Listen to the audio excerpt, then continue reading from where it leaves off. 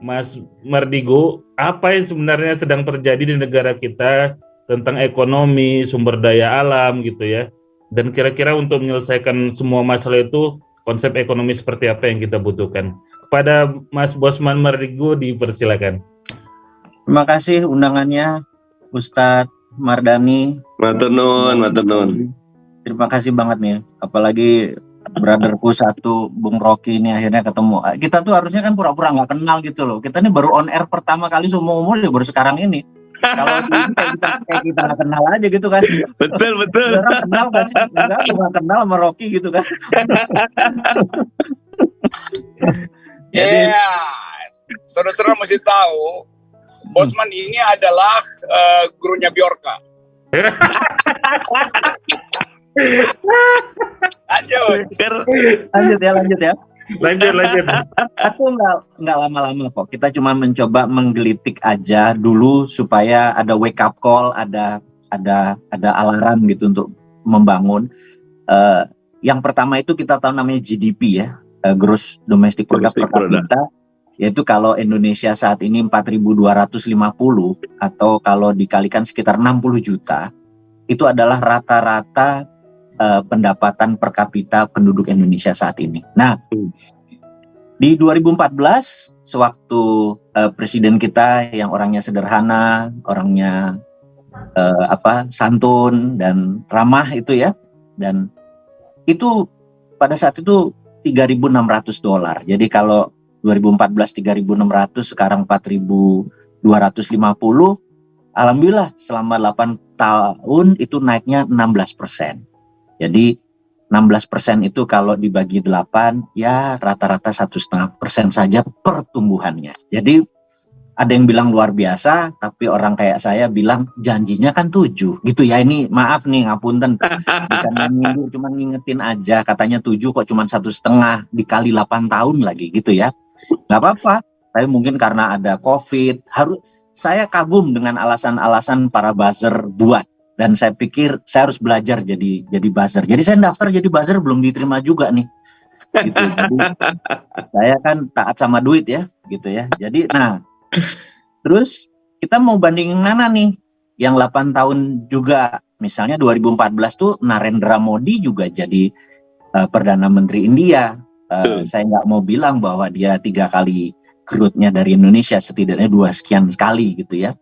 Jadi kalau ditanya, oh karena COVID, ya India juga kena COVID, bener nggak? Terus kalau kita bandingkan dengan Vietnam, dengan Thailand, kita malu. Udah nggak usah bandingin lah. Jadi rasa dibanding-banding gitu ya. Nggak usah disaingi. Ya pasti menang nih mereka, bukan kita ya. Gitu. Nah ini cuman guyon aja. Nah terus ada lagi bahwa kita ini lahir tahun 45. Dengan GDP sekarang 4.250, tapi Tiongkok itu, saya nggak nyebut Cina ya, karena Cina itu adalah ras bagi saya ya. Jadi Tiongkok itu tahun 49, alias kita lebih tua 4 tahun, tapi hari ini GDP-nya 15.800 gitu ya. Terus yang hebat lagi, yang lebih muda adalah Singapura, yang lahirnya tahun 65, saat ini 60.000 GDP-nya, alias 12 kali lebih besar dari Indonesia.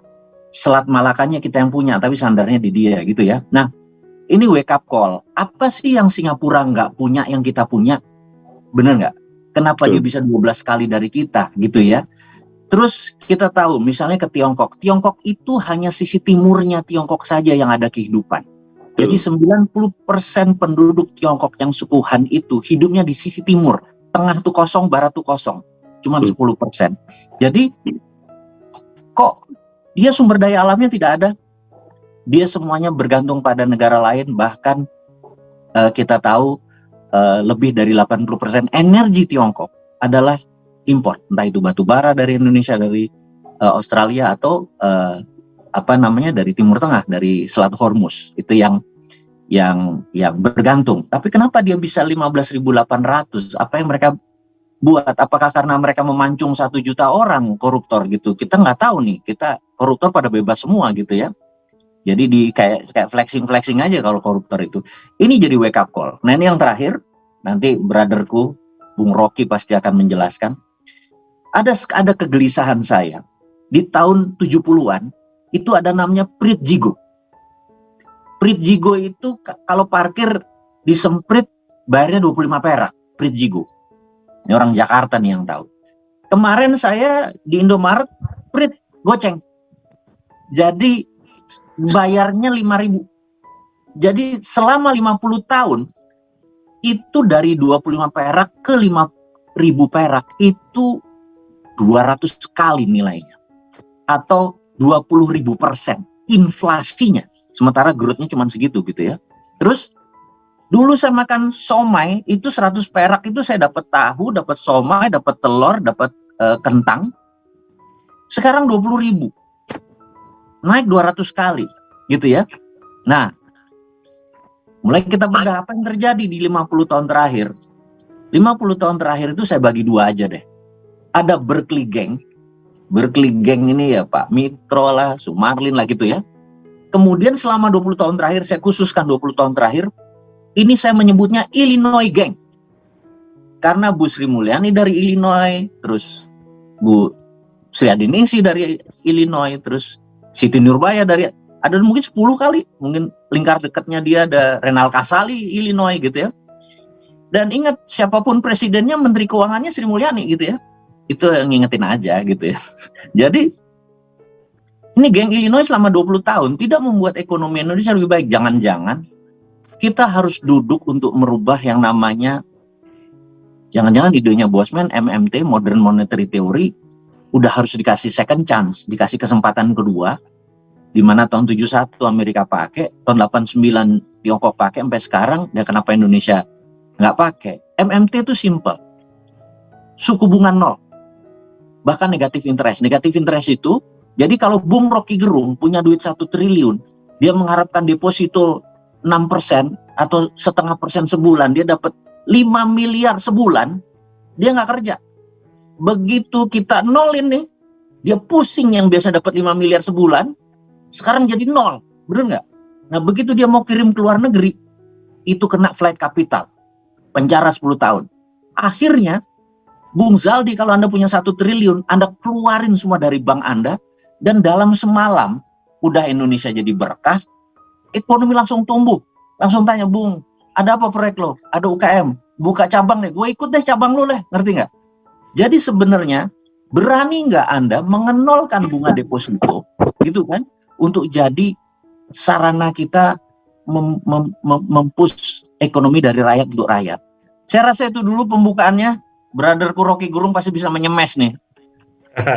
Baik, ini kayak biar terima kasih Bosman Mardigu, nanti kita lanjut ya, karena ini kita di tahap awal mungkin Mas Mardigu memberikan fakta-fakta dulu yang menggeliti ya, untuk nanti solusinya di putaran berikutnya. Betul. Baik, Bung Rocky sekarang bagaimana menanggapi fakta dan realita yang disampaikan oleh Mas Bosman Mardigu? Ya, Bosman ini orang yang selalu ingin membelah persoalan dengan pedang yang tidak pernah dipikirkan orang. Dan memang itu yang kita perlukan. Jadi satu terobosan diperlukan karena kita mandek dalam ide itu. Nah itu soalnya kita bolak-balik dengan macam-macam teori austerity, tapi pada Sri Mulyani austerity itu artinya bukan cuma penghematan atau bukan penghematan yang dimaksudkan oleh textbook, tapi pindah-pindahin mata anggaran itu. Itu aja tuh. Tapi kemudian tadi pagi saya baca Sri Mulyani memberi penanaman modal negara itu PMN dalam bentuk barang sekarang. Kan begitu kan beritanya kan? Jadi PMN adalah aset negara dikasih pada BUMN karena negara nggak punya uang. Jadi kita balik pada sistem barter sebetulnya tuh di zaman dulu tuh. Itu artinya ada izin untuk menjual aset. Jadi Departemen Keuangan Ibu Sri Mulyani menganggap bahwa lebih cepat sebetulnya jual aset daripada dia buka brankas yang memang udah kosong. Jadi ini tanda awal bahwa kalau misalnya ada 2 orang di orchard di Singapura lagi ngopi, terus dia baca berita itu, lalu apa yang mereka pikirkan? Ya mereka balik pada teorinya Mardigu Bosman tadi itu. Karena terlihat bahwa Indonesia memang nggak punya lagi kapasitas untuk memberi sinyal pada internasional bahwa ekonomi itu masih bertumbuh secara rasional atau masih beroperasi secara rasional. Itu poin dasarnya.